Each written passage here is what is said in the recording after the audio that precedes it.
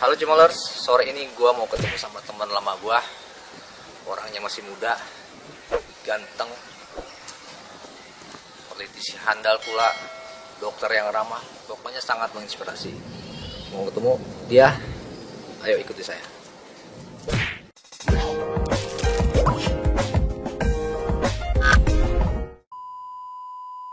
Halo Cimolers, ini orang yang tadi gue ngomongin, ya, orangnya ganteng kan?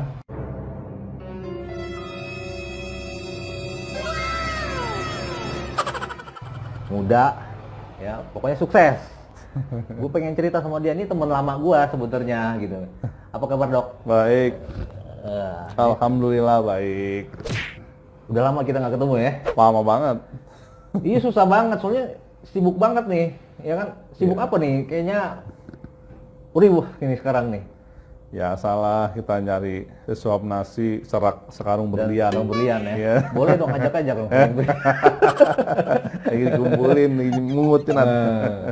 Ya beneran nih, ini lagi sibuk apa nih? Ini kan lagi kondisi lagi COVID-19, ya kemarin juga Lebaran. Sibuk apa nih belakangan ini? Jadi kita nih memang sibukan kayak biasa lah. Nomor satu, saya praktek di beberapa rumah sakit. Habis itu yang lain ngurusin organisasi politik khususnya. Juga organisasi IDAI juga. Terus juga sebagai dosen juga. Banyak bener ya. Gila, gimana cara ngaturnya? Itu dia, makanya kadang-kadang suka nggak enak juga kalau janjian sama orang gitu. Sibuk banget sih, sok-sokan sibuk gitu ya takutnya. Susah nih, baru kali ini nih. Pokoknya beruntung banget hari ini kita ketemu sama dia nih, kan, dokter ganteng ya kan. Gue mau nanya nih, gue udah kenal lama ya. Ya boleh lah. Setahu gue kan dokter Farabi ini keluarga seniman, keluarga artis gitu kan. Terus kenapa kok jalurnya jadi dokter? Gimana ceritanya tuh? Ceritanya ya, sebetulnya berawal tuh dari mulai SMP. Jadi bapak saya itu kayaknya cita-citanya mau jadi dokter nih ya.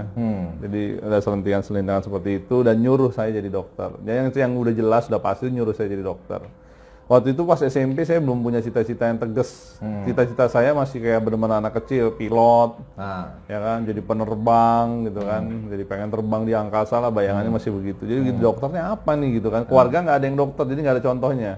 Jadi saya kayak masih nolak. Berlanjut, cari tahu. Kalau zaman sekarang mah kita googling gitu kan.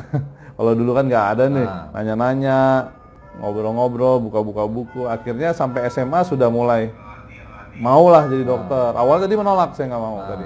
Akhirnya karena sama orang tua terus diarahin, akhirnya mau jadi dokter. Jadi memang di keluarga saya nggak ada dokter. Dokter. Jadi itu sebenarnya cita-citanya almarhum bapak ya? Iya, seakan-akan sih begitu ya. Banyak cita-cita beliau, salah satunya itu. Padahal beliau seniman, artis ya, tapi anaknya pengennya jadi dokter. Jadi dokter.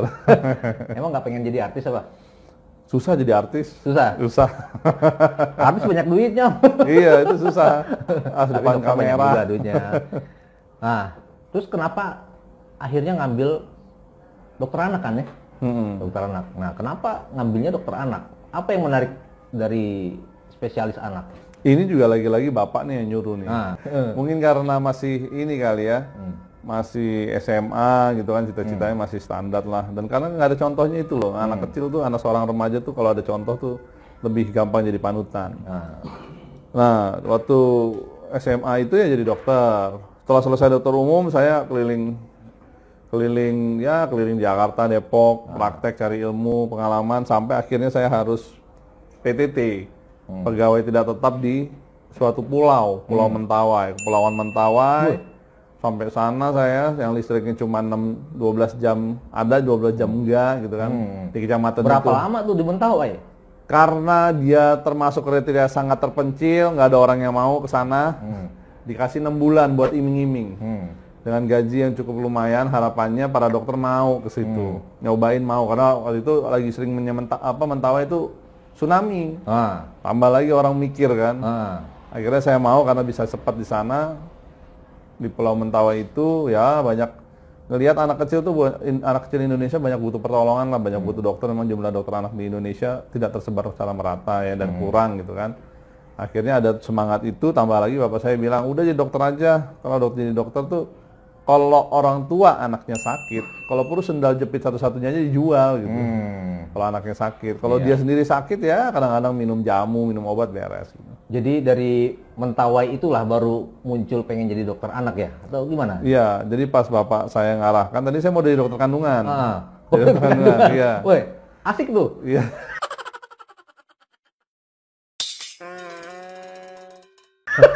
Kalau bapak saya jangan katanya. Gitu ya. Nah, terlalu banyak.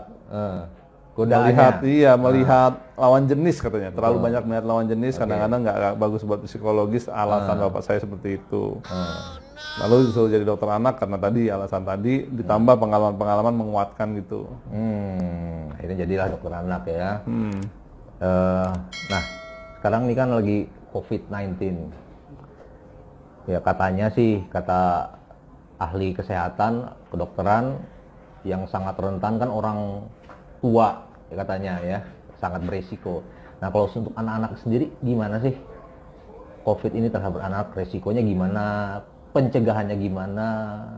Kalau terjadi seperti itu kira-kira bagaimana cara pengobatannya? Nah ini mau langsung nih sama pakarnya anak nih kan?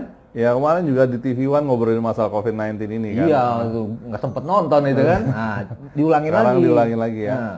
Jadi gini, banyak orang berpikir karena memang di era awal COVID-19 muncul ini bahwa anak itu kuat terhadap COVID-19. Yang hanya rentan adalah orang tua. Pada dasarnya pada akhir-akhir ini muncullah korban-korban anak yang meninggal. Bahkan bayi baru lahir pun juga udah ada yang terinfeksi COVID-19. Jadi anak itu tidak menutup kemungkinan akan terinfeksi COVID-19 dengan apabila terpapar resiko. Misalnya resikonya apa aja? Yaitu ngobrol, tidak physical distancing ya, 1-2 meter, nggak pakai masker, dan juga kontak erat. Juga pas daya tahan tubuh anak turun, kecapean, kurang minum, dan lain-lain. Akhirnya dia bisa begitu dia terpapar, bisa terinfeksi. Dan anak ini yang ditakutkan kan juga dia hidup bersama orang tua kan. Begitu dia nyebar di satu komunitas, di satu taman dan mall dan lain sebagainya, terus dia bawa ke rumahnya, ini yang agak bisa jadi masalah gitu. Jadi sebenarnya sama resikonya dengan orang tua atau beda? Kalau terinfeksi sama. Ya. Nah, tapi kalau fatal, orang tua lebih rentan menjadi fatal. Oh, gitu ya. Tapi cara pencegahan, pengobatan sama aja ya dengan yang lain, orang dewasa sama ya? Cara pencegahannya mirip, pengobatannya agak mirip, jadi nggak sama. Karena ya? Anak bukan miniatur orang dewasa, anak hal yang berbeda, jadi perlu ilmu yang berbeda, penanganan yang berbeda. Nah, mungkin sedikit boleh kasih tahu dong, bedanya di mana? Jadi kita biar tahu kan, kita nih banyak yang nonton nih, ya orang taunya orang dewasa, nah yang punya anak-anak kecil ini gimana gitu. Jadi sebetulnya bedanya adalah pertama kalau anak, misalnya anak 2 tahun, kita suruh isolasi. Kita masukin rumah sakit, kita isolasi, nggak ada orang tuanya. Kira-kira kacau nggak tuh moodnya tuh anak? Nah, gitu. Gimana mau sembuh kayak gitu? Moodnya berbeda. Akhirnya kita bisa memperbolehkan anak itu ditemani oleh orang dewasa, tetapi biasanya kan ini bapaknya nih piket hari ini, besok emaknya, besok kakaknya, sekarang itu nggak boleh.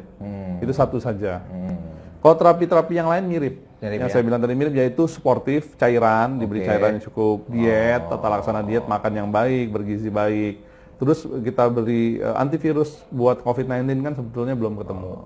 Adalah protokol-protokol antivirus, kapan diberikannya itu ada. Tapi yang lain-lainnya mirip.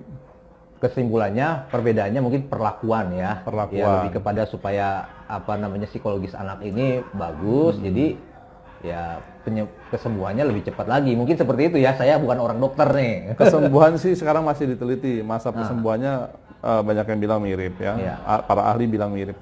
Akan tetapi beberapa obat yang sudah dipakai orang dewasa kayak kloroquine ya, kloroquine sulfat dan lain sebagainya itu masih toksik terhadap anak, masih agak beracun pada anak, jadi kita nggak pakai. Jadi kita pakai yang lain gitu.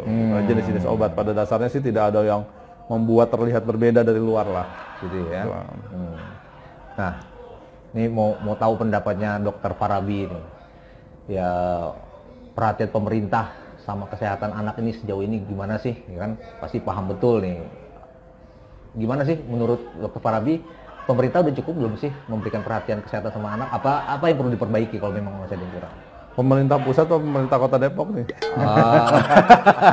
Ya ini, ya. Oke, pemerintah pusat dulu deh Pusat dulu ya. sedikit. Ya, pemerintah pusat ini memang ada hal-hal yang perlu ditambahkan lah. Kita anggap kita sebagai dokter spesialis anak kurang. Yaitu bagaimana caranya kita melindungi anak-anak kita ini, karena anak-anak kita adalah masa depan Indonesia. Salah satunya adalah bagaimana sekolah jangan sampai masuk dulu untuk saat ini sampai benar-benar stabil. Pemerintah kan sempat mencanangkan masuk tuh di pertengahan Juni ini atau Juli. Kita dari Ikatan Dokter Anak Indonesia menyarankan menunda. Jadi yang pertama kali yang muncul menunda adalah Ikatan Dokter Anak Indonesia. Nah, ini yang kita harapkan bahwa pemerintah apapun yang mau dilakukan untuk negeri ini, khususnya anak-anak Indonesia, harus konsultasi dulu sama Ikatan Dokter Anak Indonesia. Walaupun pemerintah punya departemen kesehatan, tetapi kita juga kumpulnya ahli-ahli anak tuh adanya di IDAI. Gitu. Nah, yang lain-lain. IDAI apa? IDI. IDAI, Ikatan anaknya Dokter IDI. Anak. Oh. Iya, jadi anak cabangnya IDI. Oh, IDAI itu organisasi anaknya IDI ya. Jadi kalau bonggolnya Ikatan Dokter Indonesia, saya juga di pengurus di pusat, yang bawahnya IDAI, Ikatan Dokter Anak Indonesia. Pengurus juga? Saya enggak pengurus. Enggak, kalau di IDAI enggak ya, tapi IDI pengurus ya. IDAI sebagai anggota. Tadi yang Kota Depok, nah itu kalau di Kota Depok gimana nih? Kalau dari sharing ya. Jadi secara umum secara umum itu ya saya melihat ada beberapa spot.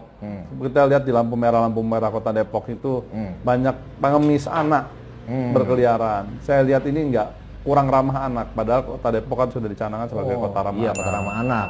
Nggak boleh lah ada anak di pinggir jalan dalam kondisi berkeliaran. Dalam kondisi pandemik seperti sekarang ini ya. Ya, kalau boleh dalam pandemi ini berkeliarannya biasanya pakai gerobak itu.